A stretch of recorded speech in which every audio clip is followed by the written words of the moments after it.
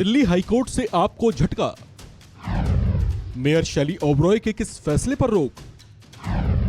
Mayor और LG को जारी हुआ कैसा नोटिस? एमसीडी स्टैंडिंग कमेटी चुनाव का क्या है मामला? दिल्ली की नई मेयर शैली ओबरॉय के पद संभालने के बाद एमसीडी की स्टैंडिंग कमेटी या स्थायी समिति के चुनाव कराने का फैसला किया गया, लेकिन फिर कुछ ऐसा हुआ कि दोबारा से चुनाव करवाने की नौबत आ गई। लेकिन इससे पहले कि दिल्ली की नई मेयर के फैसले की तामील हो पाती, दिल्ली हाईकोर्ट ने उस पर अंतरिम रोक लगा दी। इस मामले में दिल्ली हाईकोर्ट ने लेफ्टिनेंट गवर्नर और मेयर दोनों को ही नोटिस जारी कर जवाब तलब किया है। इसके अलावा कोर्ट ने यह आदेश भी दिया कि स्टैंडिंग कमेटी चुनाव से जुड़े बैलेट पेपर, चुनाव प्रक्रिया से जुड़ी अन्य सामग्री के साथ साथ सीसीटीवी फुटेज को भी संभाल कर रखा जाए।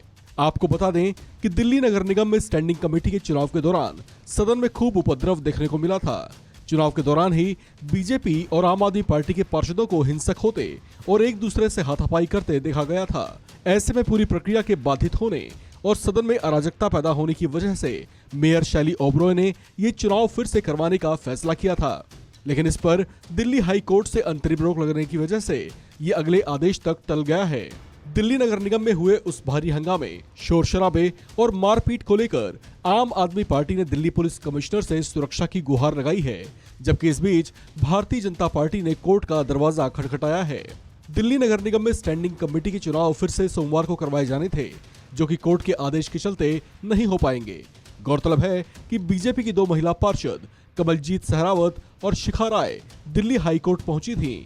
बीजेपी पार्षदों ने मेयर शैली ओबरॉय के शुक्रवार के स्टैंडिंग कमेटी के चुनाव में एक वोट अवैध घोषित करने के फैसले को चुनौती दी है। जिस समय कोर्ट में इस मामले की सुनवाई हो रही थी, वहां दिल्ली की मेयर शैली ओबरॉय भी मौजूद थीं। इस बीच हाई कोर्ट में सुनवाई की वजह से मेयर और पुलिस कमिश्नर की मुलाकात भी टल गई, जो कि शनिवार की शाम को ही होने वाली थी।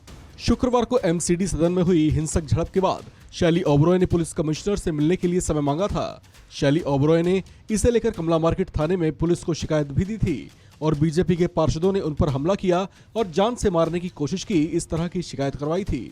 आपको बता दें कि दिल्ली नगर निगम में स्टैंडिंग कमेटी एक महत्वपूर्ण और पावरफुल बॉडी होती है, जिसके 6 सदस्यों के चुनाव में शुक्रवार को हो रही वोटों की गिनती के समय जोरदार हंगामा देखने को मिला था। उस दौरान भारतीय जनता पार्टी और आम आदमी पार्टी के पार्षदों के बीच खूब हाथापाई हुई थी। दोपहर से ही शुरू हुआ उपद्रव रात तक जारी था, जिसके बाद शुक्रवार को रात 9 बजे के आसपास दिल्ली नगर निगम की स्टैंडिंग कमेटी का चुनाव रद्द करना पड़ा था। इस संबंध में 27 फरवरी को सदन की फिर से बैठक होने और चुनाव करवाए जाने की सूचना जारी की गई थी। गौरतलब है कि दिल्ली नगर निगम में शुक्रवार को चुनाव की मतगणना उस समय बाधित हो गई थी, जब बीजेपी ने एक वोट को इनवैलिड किए जाने पर आपत्ति जताई थी, जिसका विरोध करते हुए बीजेपी पार्षदों ने सदन में ही नारेबाजी शुरू कर दी, जिसके बाद मामले ने तूल पकड़ा और नौबत मारपीट तक आ गई थी। उस दौरान कुछ पार्षदों में मारपीट हुई, जबकि खबरों के मुताबिक एक महिला पार्षद के बाल भी खींचे गए थे। इस खबर में फिलहाल इतना ही।